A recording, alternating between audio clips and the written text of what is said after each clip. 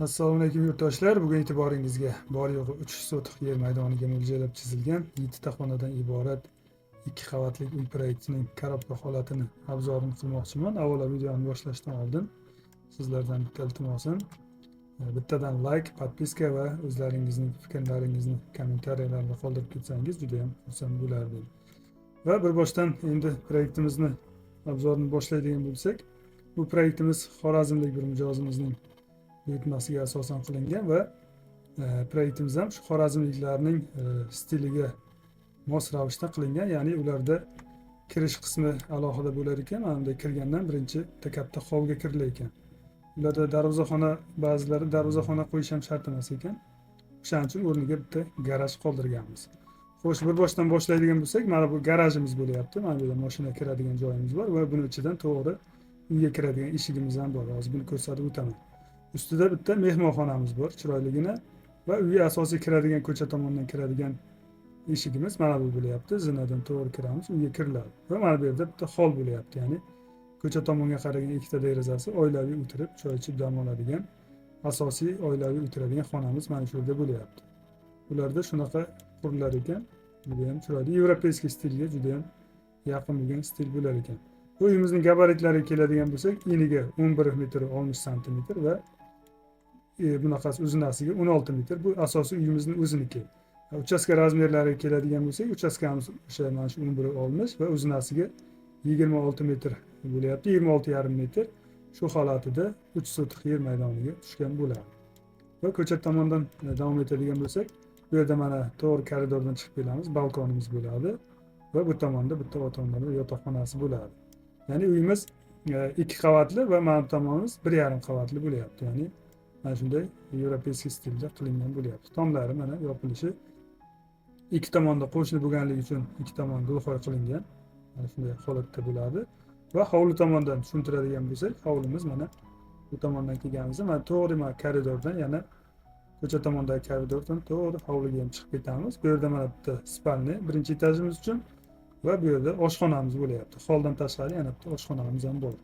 Birinchi qavatda shunda 4 ta xona, ikkinchi qavatda 3 ta xona bo'lyapti. Va mana bu yerdan to'g'ri podvalga tushadigan joyimiz ham bor. To'g'ri oshxonamizdagi podval bo'ladi.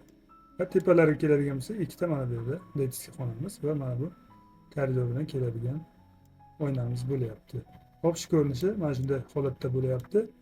Va endi videoni ko'p cho'zib o'tirmasdan uyimizni planirovkasini ko'rib chiqamiz va qisqacha material rasxodini ham aytib o'taman.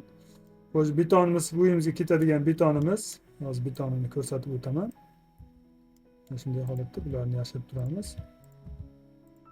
Mana shunday holatda mana betonimiz bo'lyapti. Mana bu tomonimiz faqat podval bo'ladi. Kiradigan joyimiz mana to'g'ri kiramiz, qolgani va qolganlari обычный beton bo'lyapti. Shu holatdagi betonimizga 86 kub atrofida beton ketadi. Общий hisobda 86 kub beton ketadi. Hozir endi birinchi qavat planini ko'ramiz. Shunda birdan birinchi qavat va ikkinchi qavatga ketadigan g'ichlar sonini ko'rib o'tamiz.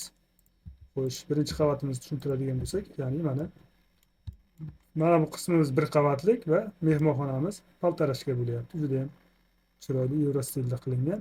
Xo'sh, bir boshdan tushuntiradigan bo'lsak, mana to'g'ri uyga kiramiz. Kirganimizda mana koridor bo'lyapti. To'g'ri koridordan hovli tomonga ham chiqib ketamiz. Va undan oldin mana xorazmcha stil degani mana bu yerda kirganimizda to'g'ri hol bo'lyapti. Kattagina proyom bo'ladi. Bu yerga eshik qo'yilmaydi.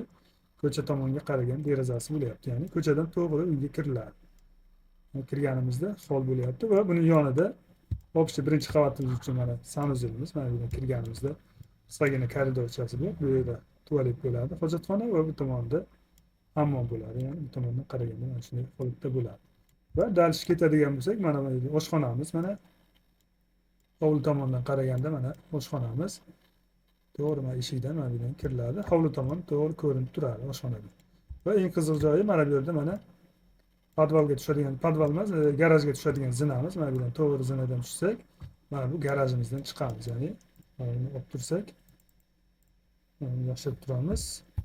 Ya'ni mana garajdan to'g'ri mana bu yerdan boradigan bo'lsak, boyagi joydan uyga kirsa ham bo'ladi. Yani mashinani qo'yib, bu yoqdan aylanib o'tirilmaydi-yu. To'g'ri mana bu yerdan to'g'ri mana bu yerdan kirib chiqiladi. Ya'ni mana bu yerda mana boyagi eshigimiz bor, garajdan kelgan eshigimiz bor.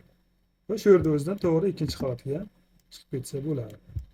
Yani mana bunday chiqib ketamiz. Ikkinchi qavatga chiqayotganda mana zinani plashadkachasidan mana bu mehmonxonamiz bo'lyapti. Ya'ni kelgan mehmonlar ikkinchi qavatgacha bormaydi. Mana shu yerdan to'g'ri o'tamiz. Bu tomonda garajimiz ustidagi mana bu paltarashka qilingan mehmonxonamiz bo'lyapti. Shunday holatda bo'ladi. Va bu tomonda oxirgi xonamiz birinchi qavat uchun spalni bo'lyapti. Hovli tomonga qaragan. Ya'ni otaxon onaxonlar uchun ikkinchi qavatga tushib chiqish qiyin bo'lganligi uchun bu yerda spalni ham qoldirib ketgan. Umumiy hisobda birinchi va ikkinchi qavatimizga ketadigan qishlarning soni 40 ming atrofida mana shu paltarashka qilishdan ketadi, sarflanadi. Birinchi qavat va ikkinchi qavatimiz uchun общий bo'ladi. Va endi ikkinchi qavatini ko'rib chiqamiz. Tomni yashirib turamiz. Общий mana bu tomon past bo'lganligi uchun mana bu yerda joy qoldirilib, tomni alohida qilinadi. Va ikkinchi qavatga to'g'ri chiqadigan bo'lsak, mana zinadan aylanib kelib biz ikkinchi qavatga chiqamiz. Bundan oldin mana zalga kiradigan eshigimiz bor. Chiqqanimizda bu yerda mana uzun ikki tomonga ketadigan koridorimiz bor. Bu yerda bitta mana detskiy xonamiz, birinchi qavatdagi xonani ustidagi xonamiz bo'lyapti. Va bu oshxonamiz ustida ham yana bitta detskiy xonamiz bo'lyapti. Mana koridordan zinadan aylanib chiqqanimizda.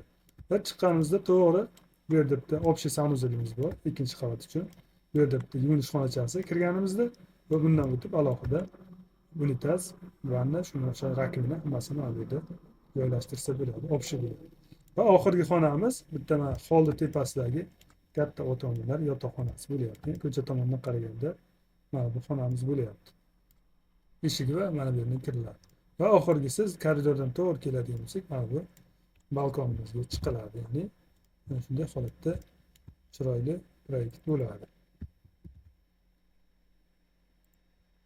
Ularni qaytaramiz.